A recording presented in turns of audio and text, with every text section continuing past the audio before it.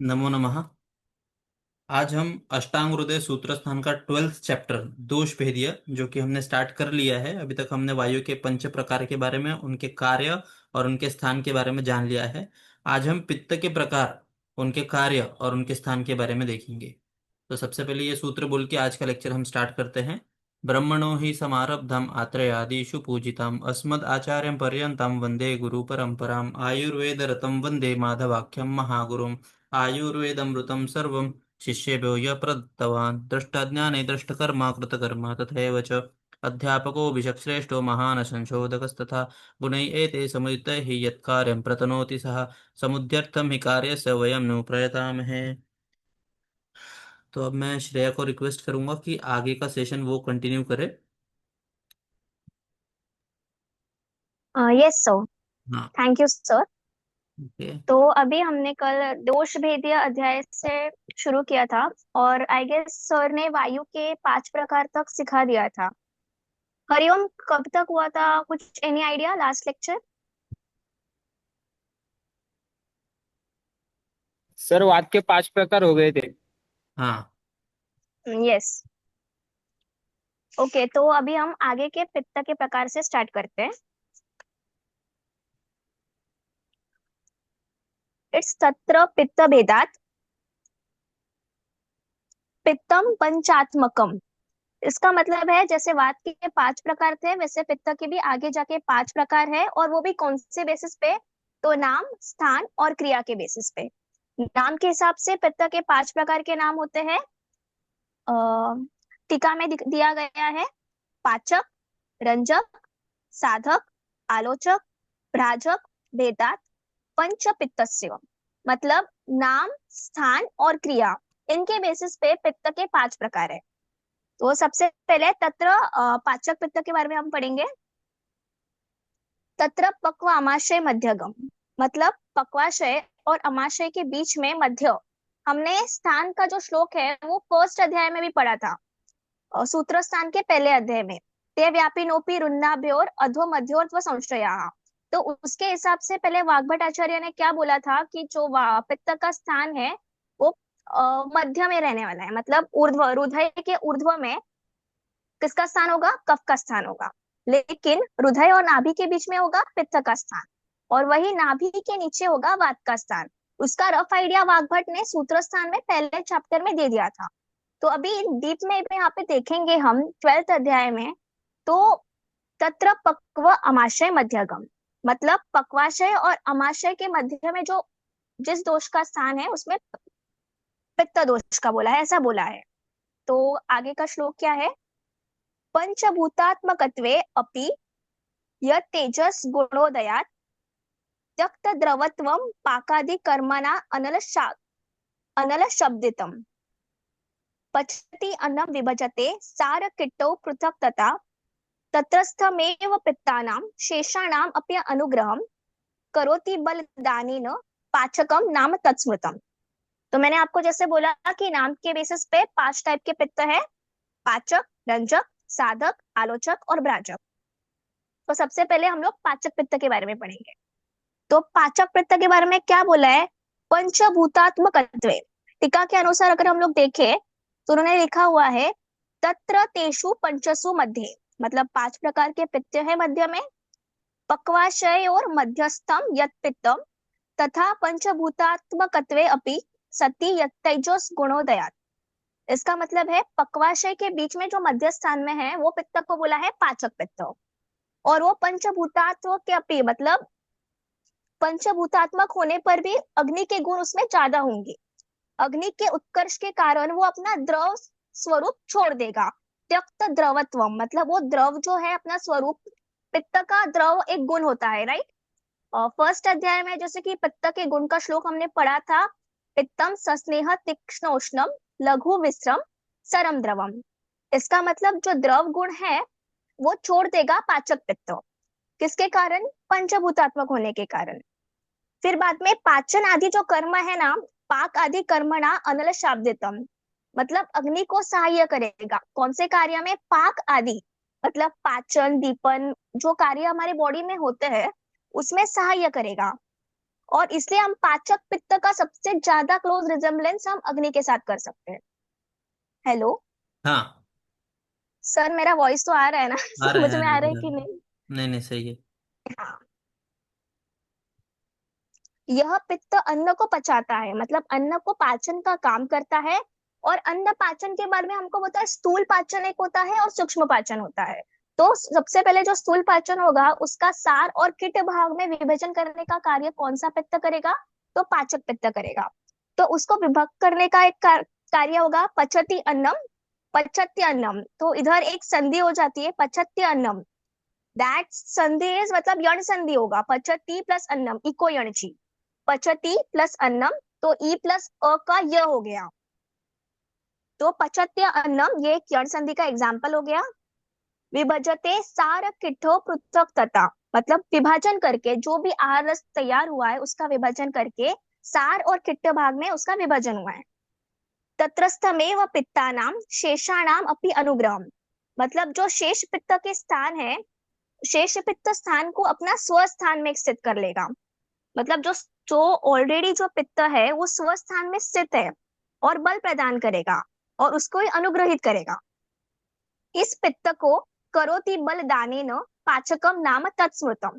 इसका मतलब जो बल प्रदान करता है इस पित्त का नाम पाचक पित्त है, इसका हमको स्मृत करना है, मतलब याद रखना हम्म। है। सर टीका पढ़ू क्या? हाँ ठीक है, टीका मैं लेता हूँ। तो देखो यहाँ पे तो सब बता दिया तुमने। तत्र पक्व आमाशय मध्यगम, तो एक होता है पक्वाशय, एक होता है आमाशय, जिसके बारे में हमने पहले देखा। आमाशय मतलब जहाँ पे आम आहार है, अपक्व आहार है, उसको बोलते हैं आमाशय। जहाँ पे पक्व आहार है उसको बोलते हैं पक्वाशय। मध्यगम दोनों के बीच में जो पार्ट है उसको बोलते हैं लघुवंत्र या ग्रहणी। और ग्रहणी अग्नि का स्थान है। ठीक है। फिर उसके बाद पंचभूतात्व अपि, मतलब सभी चीज पांच भौतिक है। अपि मतलब होने के बावजूद भी, यह तेजस गुणोदयात, जिसमें तेज महाभूत प्रधान है। त्यक्त द्रवत्वम मतलब पाचक पित्त ही अग्नि है, ऐसा कहते ही हैं। जब उस पित्त में जब द्रव गुण रहता है तो उसको पित्त बोलते हैं। और वो त्यक्त द्रवत्वम, उसमें से जब द्रवता जल महाभूत पूरी तरह से निकल जाता है तो उसको बोलते हैं अग्नि। अनल शब्दिताम, उसको अग्नि अनल कहते हैं। और वो क्या करता है? पाकादि कर्मणाम, पाकादि कर्म करता है। तो अभी देखो प्रैक्टिकली क्या होता है, एलोपैथी वाले या जो भी आयुर्वेद के नाम पे सब फॉल्स ये प्रसार प्रचार हो रहा है कि सुबह उठ के पानी पीना चाहिए, ज्यादा से ज्यादा पानी पीना चाहिए, ये गलत है। क्योंकि हम क्या देख रहे हैं कि पाचक पित्त जो द्रव है वो जब द्रव गुण छोड़ता है तब अग्नि बनता है, वो तब फायर बनता है। लेकिन हम क्या करते हैं, सुबह उठ के पहले पानी डालते हैं, जो द्रव पित्त है अंदर उसमें और लिक्विडिटी बढ़ाते हैं पानी पी के, ज्यादा से ज्यादा पानी पी के। तो ये गलत है।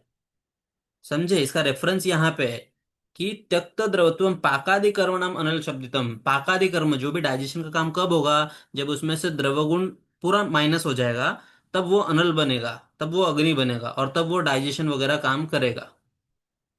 ठीक है। तो अभी टीका, ठीक है टीका मैं पढ़ता हूँ। तत्र तेषु पंचसु मध्ये, पांचों में पक्व आमाशयो मध्यस्थम यत् पित्तम तत् पंचभूतात्मकत्वे अपि यत् तेजस गुणोदयात्। तो पंच पांच भौतिक, ये हर एक चीज सर्वविदम पांच भौतिकम न्याय से सब चीज पांच भौतिक है। सती होने के बावजूद भी यत् तेजस गुणोदयात्, जो तेज महाभूत तेज गुण प्रधान है। आग्नेय गुण उत्कर्षात्, जिसमें आग्नेय गुण बहुत ज्यादा है। शपित सोम गुणत्वेन, और इसमें जो सोम गुण है वो कम हो गया है। त्यक्त द्रवत्वम, और जो द्रवता है उसका त्याग हो गया है। संजात काठिन्यम, और उसमें काठिन्य आता है। तथा सह कार्य कारण ही पाचन क्रिया प्रति सर्व व्यापार ही वायु आदि भी अनुग्रहात उपकारात यत पाकादि आहारादि पाकदाहादि क्रिया अनल शब्दितम। अग्नि शब्द वाच्य यद पित्तम तत् पाचकम उच्यते। तो पाचक पित्त को ही अग्नि बोलते हैं, जब उसमें से द्रवता निकल जाती है तब। तच्च अन्नम पचते, और वो क्या करता है? अन्न का पचन करता है। सार किट्टो पृथक विभजते, जो सार और किट्ट, जैसे तुमने बोला कि स्थूल पचन में सार और किट्ट जो हम खाते हैं उसका स्थूल पचन होता है, मतलब उसका सार और किट्ट में विभाजन होता है, ये भी उसका कार्य है। किट्ट शब्दस्य लोक आश्रयत्वात् लिंगस्य पुंसत्वम, पुल्लिंग शब्द है। तत्रस्थमेव मतलब पक्वाशय आमाशय मध्य में जो पित्त रहता है। शेषानाम, तो तत्रस्थम पित्तानाम शेषानाम अपि अनुग्रहम, तो जो ये पाचक पित्त है इसके ऊपर जो बाकी बचे हुए चार पित्त है, पाचक रंजक ब्राजक साधक आलोचक, तो ये बाकी के जो चार पित्त है वो किस पे डिपेंड होते हैं? पाचक पित्त पे। तो शेषाणाम मतलब रंजक आदि नाम धातु स्थानाम च अनुग्रहम उपकारम करोति, तो ये अगर ठीक है पाचक पित्त, तो बाकी सब पित्त भी अच्छे से काम करेंगे। बलदाने न उनको सामर्थ्य देने का काम इस पाचक पित्त का है। स्वस्थानस्थम एव तेषु उपकुरुतः इत्यर्थः। ठीक है, अभी नेक्स्ट श्लोक पे चलेंगे। श्रेया। Yes sir. हम्म, आमाशय आश्रयम पित्तम रंजकम रसरंजना। इसका मतलब है जो अमाशय में जो स्थित है उस पित्त को हम रंजक पित्त बोलेंगे। और ये जो सबसे पहला धातु है आहार रस बन के जो रस नामक धातु होता है उसका रंजक करने का कार्य ये रंजक पित्त करता है। हाँ, फिर उसके बाद। और सर टीका पढ़ू क्या क्या आप पढ़ रहे हो? हाँ, टीका मैं पढ़ता हूँ, और प्रैक्टिकल जो रहेगा वो मैं ओके ऐड सर। करते जाता हूँ। यद तु हाँ आमाशयस्थम सर। पित्तम तद रसाख्य धातो हो रंजनात्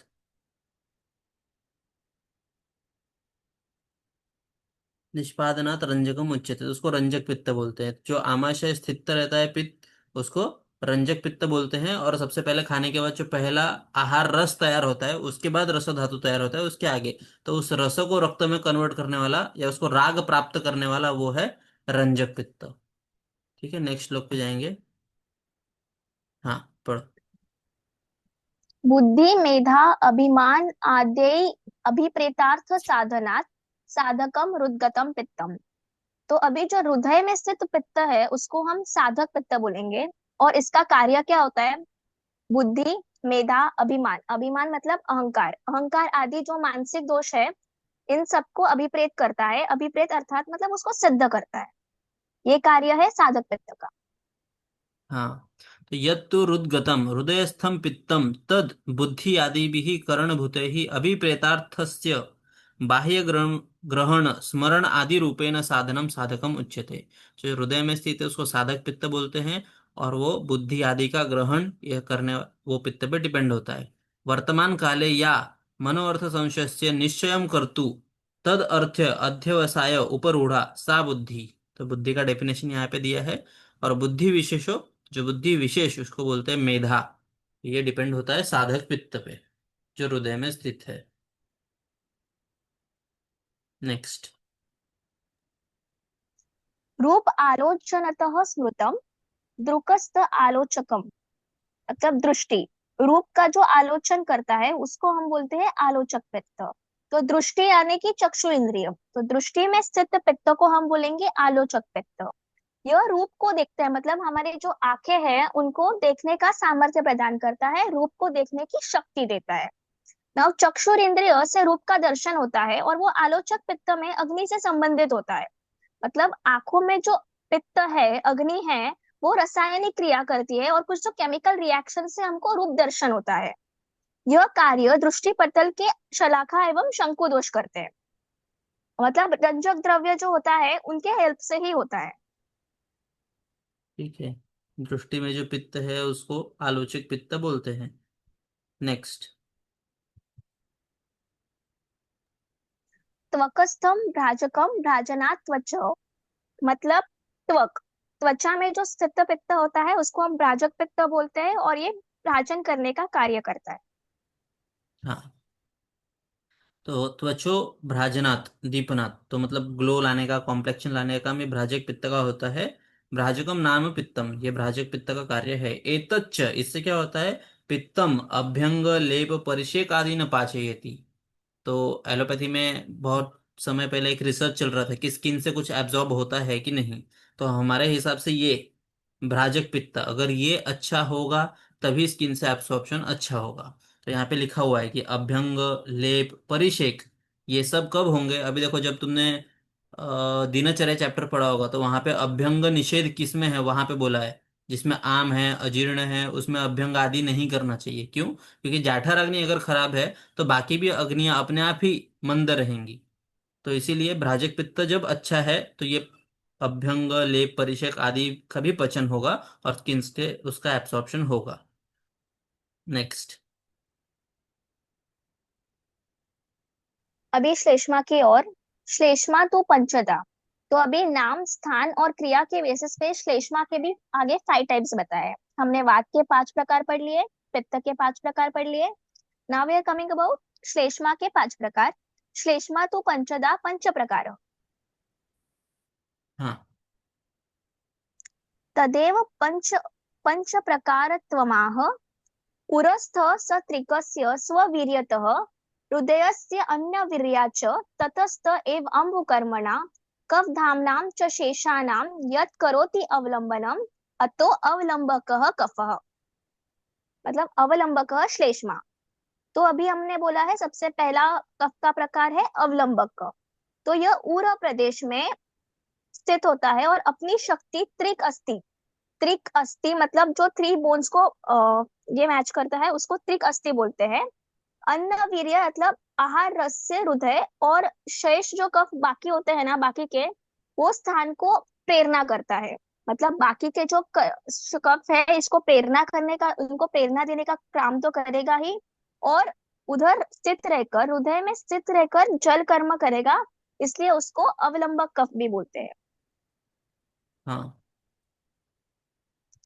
हाँ सर, और आगे ऐसा भी बोल सकते हैं ना कि हर एक संपूर्ण शरीर व्यापी श्लेष्मा होता है, और उरव स्थल में रहने से उसका जो अंश होता है ना वो that is in the liquid part. Sir तो हम्म। इधर त्रिक मतलब क्या होगा?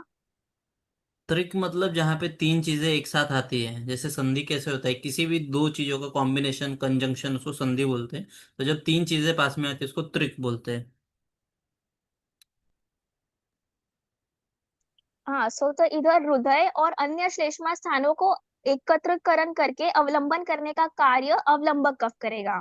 हाँ, और बाकी जो सर कफ तो के इधर प्रकार ग्रीवा हैं। और बाहु संधि पकड़ सकते हैं ना? हाँ, वही वही। और बाकी इसको जो, संरक्षण करने का कार्य करेगा। हाँ, और बाकी जो कफ है उनका भी अनुग्रह इस कफ के ऊपर डिपेंड करेगा। मतलब बाकी के कफ को भी इसे मेंटेन करेगा अवलंबक कफ। हाँ, नेक्स्ट। यस्त्व अमाशय संस्थितः क्लेदकः सो अन्न संघात क्लेदनात्। अभी इधर सो अन्न संघात दैट इज पूर्व रूप संधि, सह प्लस अन्न संघात, इधर अवग्रह आया है तो दैट कम्स स्वर संधि का पूर्व रूप संधि है। तो यहाँ पे बोला है अमाशय में स्थित कफ को हम क्लेदक कफ बोलेंगे। यहाँ पे अन्न के समूह का क्लेदन करने का कार्य करता है। मतलब जो इन इन शॉर्ट डाइजेशन में जो हेल्प करता है वो क्लेदक कफ होता है। हाँ, अन्न का क्लेदन करना, ये उसका कार्य है, आमाशय स्थित है। नेक्स्ट। रस बोधनात् बोधको रसना स्थाई। तो अभी जो रसना है मतलब टंग पे स्थित कफ को हम बोधक कफ बोलेंगे। यह जो षड रस होता है मधुर अम्ल स्वाद अम्ल लवण कटु तिक्त कषाय, इनको इनका बोध कराने वाले कफ को हम बोधक कफ बोलेंगे। हम्म। तो बहुत सारे पेशेंट फीवर्स या डिस्टेस्ट लेके आते हैं, अलग अलग टेस्ट, मुंह कड़वा हो गया, मुंह में तीखा लग रहा है, खट्टा पानी आ रहा है, तो ये सब जो टेस्ट है वो हमें बोधक कफ की दृष्टि है, ये भी हमें देखना पड़ेगा। और उसके लिए सबसे जो आमाशय स्थित, देखो सब जगह उन्होंने मतलब ऐसे वो हर चीज तुमको बताएंगे नहीं, लेकिन ये धीरे धीरे बार बार रिवीजन करके बार बार पढ़ के ऊहा पोहा करके हमें समझता है कि जो उन्होंने क्या बोला कि जो अवलंबक कफ है उसके ऊपर बाकी कफ डिपेंड करेगा, तो इसीलिए हमें सबसे प्राइम रूट कॉज कहाँ पे, अवलंबक कफ को ठीक करना है, बाद में अपने बाकी कफ अपने आप भी ठीक हो जाएंगे। तो इसीलिए हर कफ की चिकित्सा करते समय जो उसका सबसे मूल है, जैसे बाकी पित्त पे काम करना है तो पाचक पित्त पे काम करना पड़ेगा, तो वैसे ही बाकी कफ को ठीक करने के लिए हमें अवलंबक कफ को भी ठीक करना पड़ेगा। नेक्स्ट। शिरः शिरः संस्थो अक्ष तर्पणात् तर्पकः। तो सिर में रहने वाले कफ को हम तर्पक कफ कहेंगे, और ये चक्षु आदि जो इंद्रिय है इनका तर्पण करने का कार्य करेगा। मतलब ये मस्तिष्क को और ज्ञानेंद्रियों का स्नेहन करेगा और उनको पोषक तथा पोषक अंश प्रदान करेगा। हाँ, अक्ष मतलब इंद्रिय, अक्षी मतलब नेत्र, अक्ष मतलब इंद्रिय, तो इंद्रियों को तर्पण करने का काम ये करेगा। तर्पक कफ। हाँ, नेक्स्ट। अभी लास्ट है संधि संश्लेषणात् श्लेषकः संधिषु स्थितः। जो संधियों में रहने वाले कफ को हम श्लेषक कफ कहेंगे, ये अस्थि और संधियों में संश्लिष्ट लाने का कार्य करेगा। हाँ, मतलब बंधन पकड़ के रखना, जॉइंट्स में जो साइनोवियल यस फ्लूइड वगैरह संधान उस, कर्म। हाँ, तो ये श्लेषक कफ का कार्य है। नेक्स्ट। एवं दोषाणां स्थान अन्युक्त्वा संहारणाः इति प्रायेण दोषाणां स्थान अन्य विकृतात्मानां व्यापिनाम अपि जानीयात कर्माणि च पृथक पृथक। मतलब वात पित्त और कफ नेचुरली तो पूरे बॉडी में स्थित होते हैं, पूरे बॉडी में ये शरीर में व्याप्त रहते हैं, लेकिन जो हमने अभी उपयुक्त स्थान बोले उनमें अविकृत अवस्था रहने पर उनके प्रकृत कर्म और प्राकृत स्थान अलग अलग समझना चाहिए।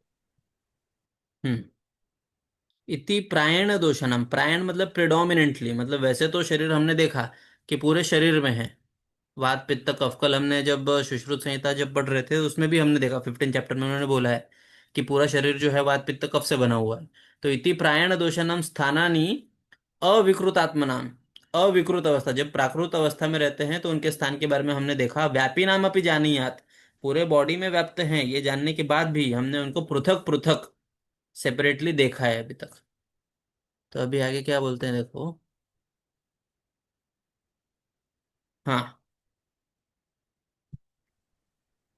विकृतिर एषां वृद्धिक्षयश्च वृद्धिरपि द्विविधा चय प्रकोप भेदेन दोषादि विज्ञानीये सामान्ये वृद्धि क्षय लक्षणम उक्तम संप्रति चय प्रकोप रूपम वृद्धि निदानम संक्षेप में।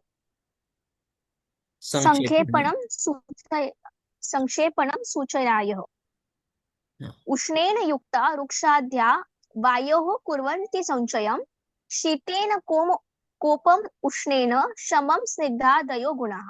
हम्म। तो सर इसमें बोला है कि मतलब वात का चय प्रकोप और प्रशम ये तीनों अवस्था का वर्णन किया है। हाँ।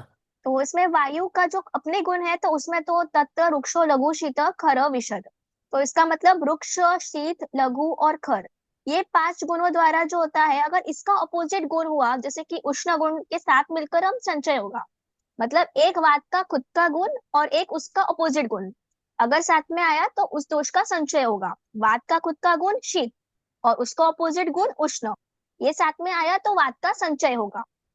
तो यहाँ रुक्ष आदि गुण जो है वो समस्त गुण अगर शीत शीत गुण के साथ संयोग हुआ तो वायु का प्रकोप होगा, मतलब सारे जो गुण है वो वात के ही गुण है इसलिए वात का प्रकोप होगा। लेकिन उष्ण गुण स्निग्ध गुण ये जो वात के विपरीत गुण है वो वात का शमन करेंगे। तो सर इसका मतलब तो यही हो गया ना, मतलब सामान्य विशेष सिद्धांत ही बता दिया इसमें। सामान्य विषय सिद्धांत भी बहुत, लेकिन बहुत ही ज्यादा प्रैक्टिकल श्लोक है ये। कि विकृति ही तेषाम वृद्धि क्षय। अभी प्राकृत प्रकृत जो है वो हमने देख लिया। अभी विकृति के दो टाइप्स है, या तो दोष वृद्धि होगा या तो दोष का क्षय होगा। तो विरुद्ध वृद्धि अपि द्विधा। तो वृद्धि जब होता है तो उसमें भी दो टाइप्स होते हैं, एक तो क्षय और एक होता है प्रकोप। स्वस्थान वृद्धि मतलब क्षय, स्वस्थान अति वृद्धि मतलब प्रकोप, और स्वस्थान छोड़ के जब बाहर जाते हैं तो उसको बोलते हैं प्रसर। दोषादि विज्ञानी जो 11 चैप्टर था दोषादि विज्ञानी, उसमें हमने सामान्य न वृद्धि और क्षय का लक्षण हमने बताया है। तो अभी उसके बाद क्षय प्रकोप वृद्धि इसके बारे में अभी देखेंगे। उष्णेन युक्ता रुक्षाद्या वायु कुर्वन्ति संचयम। तो जब पेशेंट उष्ण हेतु और रुक्ष हेतु ऐसे सेवन करके आता है तो वात का संचय हमें देखने को मिलता है। तभी वात का संचय किस सीजन में देखने को मिलता है? वात प्रकोप किस सीजन में होता है? तो ग्रीष्म में। हाँ, वायु प्रकोप वर्षा में होता है और वात का क्षय ग्रीष्म अच्छा। में। तो देखो आप सराउंडिंग में। ग्रीष्म में होता है। हाँ, ग्रीष्म में तो बाहर का सराउंडिंग कैसे होता है? गर्म हवा है ना, और ड्राई भी रहता है। तो उष्णेन युक्त रुक्षाद्या, बाहर गर्मी भी होती है और रुक्ष हवा भी चलती है। तो ये जब रहता है तो वायु कुर्वन्ति संचय, वात का संचय होना शुरू होता है। शीतेन कोपम, लेकिन उसका अगला सीजन जो वर्षा है तो उसमें क्या होता है, वायु तो चलती है हवाएं चलती रहती हैं, लेकिन शीत गुण बढ़ जाता है, ठंडी थोड़ी सी लगने लगती है। तो शीतेन कोपम, जब यही शीत हो जाएगा तो फिर उसका कोप हो जाएगा, वायु का प्रकोप हो जाएगा, इसीलिए फिर यहाँ पे हम बस्ती वगैरह देके इसको निकालते हैं। और अगर उसका शमन करना है तो टोटली अपोजिट यूज करना है, मतलब शीत का ऑपोजिट जो उसके गुण हैं, तत्र वृक्ष लघु खर चल बहु ये सब, इसके ऑपोजिट वाले गुण यूज करेंगे तो उसका प्रशम हो जाएगा। ठीक है, तो अभी टीका देखो। उष्णेन गुणेन विरुद्धेन उपहिता रुक्षादयः प्रथम अध्याय उक्तः, जो ये इसके ऑपोजिट गुण है विरुद्ध, अगर उसका प्रथम अध्याय में जो बताया है षडवात गुण बताए हैं, वायु कुर्वन्ति वायुश्चयम कुर्वन्ति, तो उससे वायु का प्रकोप होगा। न कोपम उष्णस्य विरुद्धत्वात्, भले ही वो उष्ण गुण उसके विरुद्ध है लेकिन उससे उसका कोप नहीं होगा। तो एव च रुक्षादय, और उसके बाद रुक्षादि शीत गुण से उपसंहित तत्सदृश्यात वायु कोपम कुर्वन्ति। लेकिन सब उसके ही गुण मिल गए तो उससे उसका प्रकोप हो जाएगा। उष्णेन युक्त स्निग्धादया गुणा वायु शमम कुर्वन्ति विपरीतत्वात्। और ये जब सब एकदम टोटली अपोजिट हो गए तो फिर उसका हो जाएगा शमन। नेक्स्ट। अभी पित्त का क्षय, प्रकोप और प्रशम। शम, हाँ। शीतेन युक्ता तीक्ष्णाद्याश्रयम् पित्तस्य कुर्वते, उष्णेन कोपम मंदाद्याः शमम शीतोपसंहिताः। तो पित्त के तीक्ष्ण गुण, अपना विरुद्धि गुण उसका कौन सा होगा? शीत गुण। तो तीक्ष्ण गुण और शीत गुण साथ में मिलकर पित्त का संचय करेगा। बट उष्ण गुण युक्त होकर पित्त का एक्चुअल गुण कौन सा होता है? पित्तम सस्नेह तीक्ष्ण उष्णम लघु विश्रम सरम द्रवम। तो पित्त का जो अपना गुण है उष्ण गुण, उसका उन सब गुण का एकत्रीकरण होकर पित्त का प्रकोप होगा। शीत गुण से युक्त मंद और उसका विपरीत गुण पित्त, मतलब पित्त का विपरीत गुण होगा, उनसे प्रशमन होगा। हाँ, तो शीतेन युक्ता तीक्ष्णाद्या क्षयम पित्तस्य कुर्वते। तो पित्त के क्षय के लिए एक तो शीत गुण लगेगा और तीक्ष्ण गुण लगेगा। अगर ये दोनों साथ में आए तो पित्त का क्षय होगा। उष्णेन कोपम, लेकिन जब तीक्ष्ण के साथ उष्ण गुण आया तो पित्त का प्रकोप होगा, क्योंकि ये सब पित्त के गुण हैं। और वहीं अगर पित्त के जो गुण बताए हैं उसके ऑपोजिट गुणों का यूज हमने किया तो वहां पे उसका शमन हो जाएगा। ठीक है। नेक्स्ट।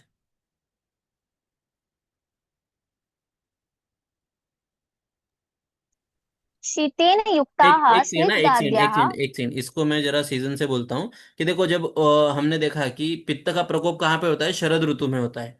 शरद ऋतु को हम क्या बोलते हैं? अक्टूबर हीट बोलते हैं, अक्टूबर हीट। तो उसके पहले वाले अगर हम ऋतु में जाएंगे वर्षा ऋतु में, तो वहां पे क्या होता है? शीतेन युक्त तीक्ष्णाद्या। शीत, वर्षा में शीत तो रहता है, पित्त का तीक्ष्ण गुण अम्लता बढ़ी हुई रहती है, इसकी वजह से उसका क्षय होता है वर्षा ऋतु में। लेकिन अगले ऋतु में हम जाएंगे शरद ऋतु में, तो वहां पे हीट भी बढ़ जाता है और तीक्ष्ण गुण तो रहता ही है शरद ऋतु में, तो इसलिए वहां पे उसका प्रकोप होगा। और अगले सीजन में, जो कि एकदम पित्त के ऑपोजिट है, फिर वहां पे अपने आप शमन हो जाता है। ठीक है। नेक्स्ट। शीतेन युक्ताः स्निग्धाद्याः कुर्वते श्लेष्मणक्षयम्, उष्णेन कोपम तेनैव गुणा रुक्षादयः शमम। मतलब यहाँ पे स्निग्ध शीत गुण से युक्त स्निग्ध आदि गुण जो कफ का होगा वो संचय करेगा। और उष्ण गुण अगर उसमें आ गया, उष्ण गुण स्निग्ध आदि गुण में कफ के साथ आ गया तो उसका प्रकोप होगा। लेकिन वही उसका अगर विपरीत गुण आ गया, उष्ण और रुक्ष गुण, तो वो कफ का प्रशमन करेगा।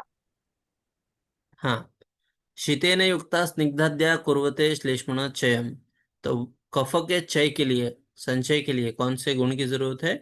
शीत, उसके साथ जो कफ के गुण है स्निग्धादि, वो सब। लेकिन प्रकोप होने के लिए उष्ण गुण लगेगा। तो जैसे वसंत ऋतु में देखा है हमने कि गर्मी बढ़ती है, और जो संचय हुआ है उसकी वजह से जो कफ है वो पिघलना शुरू होता है। आइसक्रीम, जो हम अगर हम खाते हैं आइसक्रीम, तो पिघलना कब शुरू होता है? जब उसका टेम्परेचर बढ़ता है। गर्मी जब बढ़ती है तब वो पिघलना शुरू होता है, तब वो प्रकोपित अवस्था में आता है। तो उष्णेन कोपम, जब उष्ण गुण आता है तो प्रकोप होता है। तेनेव गुणः रुक्षादय शमम, और रुक्षादि जो एकदम अपोजिट गुण है उनका यूज किया हमने तो उनका शमन हो जाएगा। ठीक है, तो आज यहाँ पे हम रुकेंगे और कल के लिए ये श्लोक पढ़ के रखेंगे।